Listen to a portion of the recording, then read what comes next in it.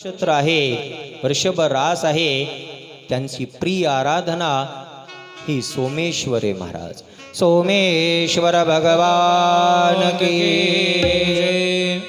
दुसरं शिवलिंग ज्योतिर्लिंग सांगितलं मल्लिकार्जुन, ज्यांची कन्या रास आहे महाराज. ओम नमः शिवाय. श्री मल्लिकार्जुनाय नमो नमः. त्यांचं आराध्य शिवलिंग कन्या राशीचं द्वितीय मल्लिकार्जुन श्री शैल्य. ज्या समयाला कथेमध्ये आपण जो भाग सविस्तर श्रवण केला होता, कुमार कार्तिकीय जे रुसून गेले क्रौंच पर्वतावरती आपल्या रुसलेल्या पुत्राचा रुसवा काढण्यासाठी शिव पार्वतीनं मल्लिकार्जुन रूप धारण करावं, पुत्राचा रुसवा काढायला आलेले ज्यांनी ज्या ठिकाणी मल्लिकार्जुन रूप धारण केलं, वर दिला. कलियुगामध्ये प्रारब्ध कर्मानं, वर्तमान कर्मानं, संचित कर्मानं जी संतती मनुष्याच्या पोटी जन्माला येईल, पण मात्र त्या संततीमध्ये माता पित्यांमध्ये जो वैमनस्य जर निर्माण झालं तर त्यांनी संयुक्त असं मल्लिकार्जुनाचं दर्शन घ्यावं. ज्या समयाला कन्या राशीसाठी शिव आराधना ज्योतिर्लिंगाची मल्लिकार्जुनाची जिथे प्रगट झाली, मल्लिकार्जुन भगवान की जय. तिसरं ज्योतिर्लिंग सांगितलं तुला नक्षत्र, तुला राशीसाठी. ओम नमः शिवाय. श्री महाकालेश्वराय नमः. महाकालेश्वर ज्यांची तूळ रास आहे, त्यांनी आपलं आराध्य दैवत महाकाळेश्वराची आराधना करता सर्व सुखाची प्राप्ती होईल. जे अवंतिका उज्जैन नगरामध्ये ज्या ठिकाणी चंद्रसेन नावाचा राजा राज्य करतोय, जो महान असा शिवभक्त आहे, जेथे स्वयंभू हे ज्योतिर्लिंग जे प्रगट झालं, हेच राजाचं आराध्य असं दैवत होतं महाराज. त्या राजाचा एक मित्र ज्याचं नाम मणिभद्र, जो शिवभक्त ज्याला भगवान भोलेनाथांकडून असा जो दिव्य मणी प्राप्त झालेला आहे, तो त्या मित्रानं आपला परममित्र चंद्रसेनाला द्यावा महाराज. चंद्रसेनाच्या मण्याची ख्याती अशी आहे, हा मणी ज्या ठिकाणी राहील त्या ठिकाणी दिव्य सुवर्णाची प्राप्ती होईल, प्रजा निरोगी राहील.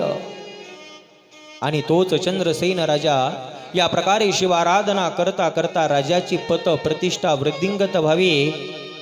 शास्त्रानं काही गोष्टी झाकून ठेवायला सांगितल्या महाराज. काय काय? सर्वप्रथम आपलं भोजन, दुसरं आपलं भजन आणि तिसरा आपला आहार. ज्या समयाला चंद्रसेन राजाची कीर्ती प्रत्येकापर्यंत प्राप्त व्हावी, विनाकारण प्रत्येक जण राजा चंद्रसेनाचा वैरी व्हावा महाराज.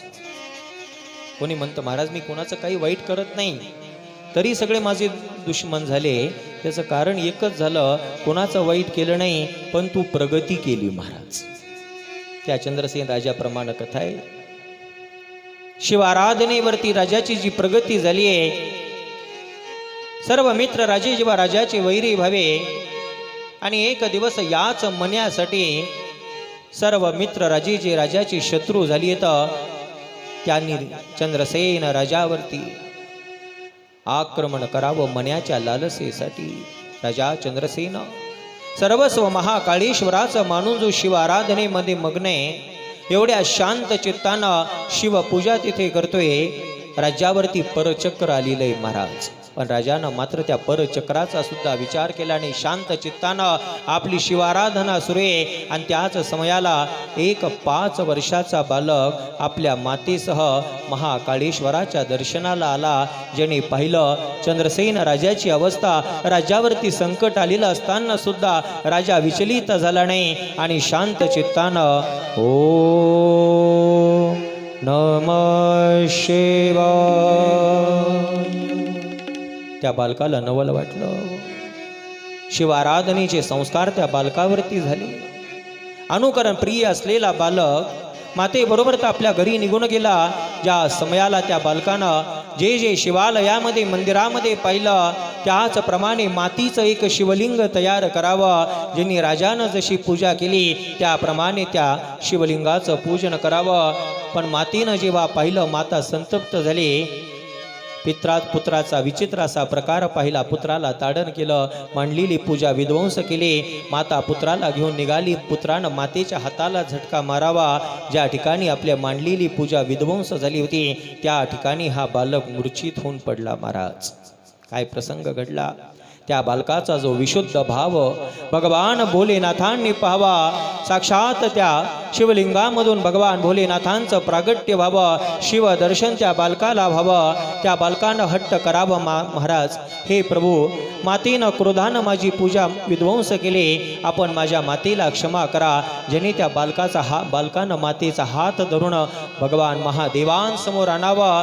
त्या मातेची ही अपराध नष्ट व्हावे. शिवदर्शन माता पुत्रांना होणं जी शिवकृपा झाली त्या ठिकाणी त्या माता पित्यांची झोपडी सर्वप्रथम सुवर्णांच्या महालामध्ये बदलली. महाराज, नमः पार्वतीपते हर हर.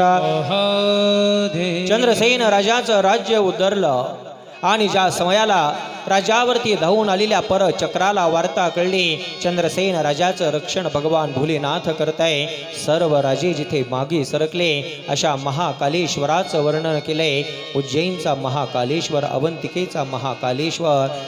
नमः पार्वतीपते हर हर.